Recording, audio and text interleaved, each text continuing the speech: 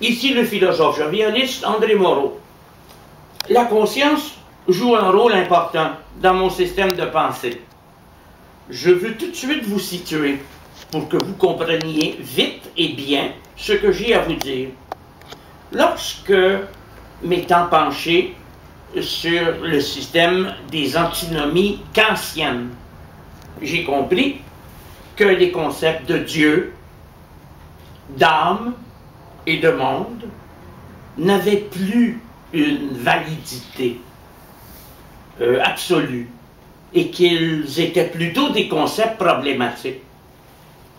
J'ai trouvé que c'était une bonne critique.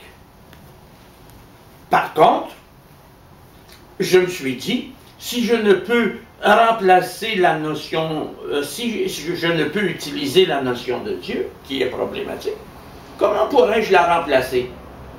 J'ai pensé alors à l'absolu, qui est immanent au relatif et qui est dépouillé de cette transcendance qu'on prête à Dieu.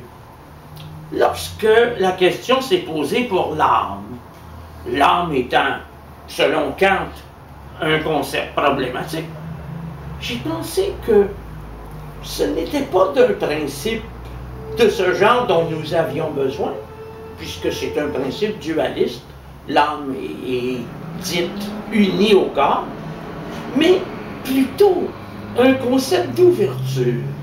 Et c'est là que j'ai adopté l'idée de la conscience comme champ d'apparition de notre corps et du monde. Et finalement, en me penchant sur la critique kantienne du monde comme totalité, j'ai bien compris que c'était fort juste et que personne ne pouvait se figurer le monde comme totalité, probablement parce que ce n'était pas une totalité. C'est là que j'ai développé par la critique de la matière l'idée que le monde était un ensemble de représentations dans notre pensée. Me associant ici mon travail à des gens comme Bergson, Schopenhauer et Berkeley, qui étaient des immatérialistes. Chacun à sa façon, bien entendu.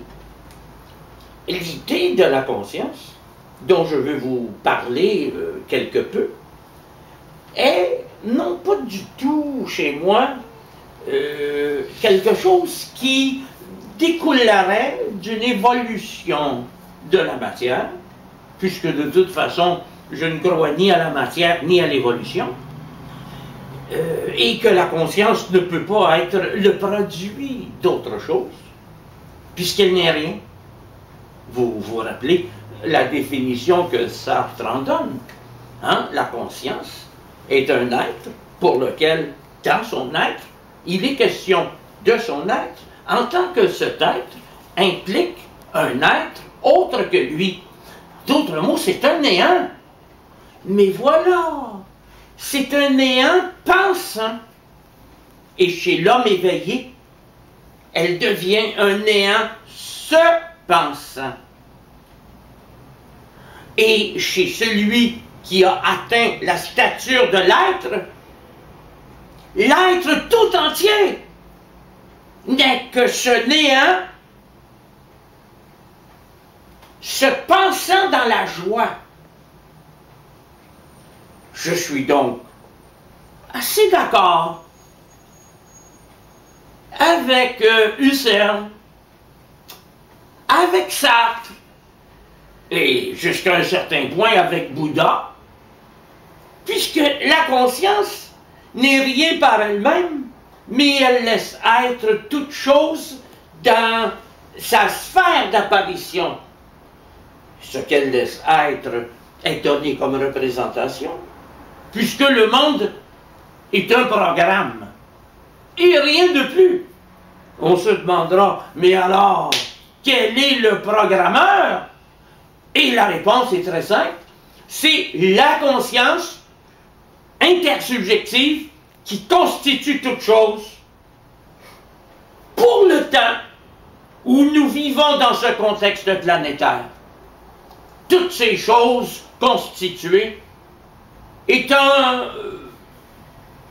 facilement oubliable, puisque ce qui est intéressant en toute chose, c'est notre propre lumière.